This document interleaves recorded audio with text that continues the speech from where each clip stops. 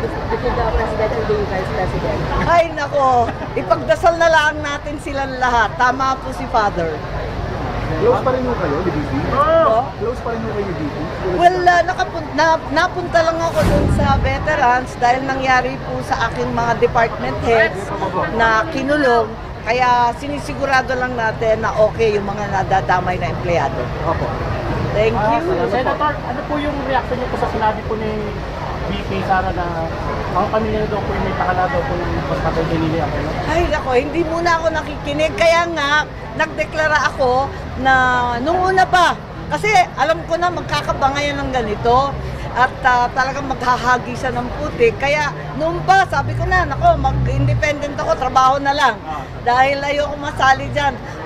Masakit sa kalooban, tapos madadamay ka pa. Nako, iwas na lang, trabaho muna tayo sa palengke muna, sa mga luwala muna, at sa pamimigay ng mga titulo, yung mga CLOA sa ating Agrarian Reform Beneficiaries. Kasi batas ko yun eh.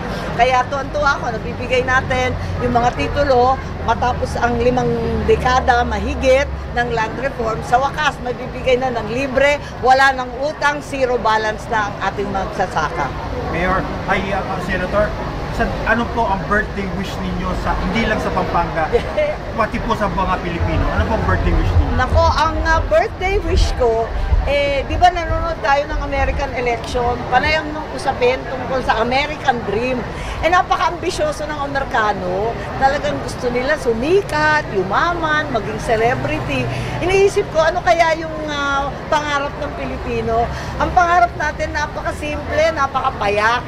Deserve natin makuha yung simple at payak na pangarap na yan na busog lahat ng pamilya, makatapos yung anak at may bahay kahit paano. Deserve naman natin talaga ang napakasimple na pangangailangan at mithiin ng bawat Pilipino.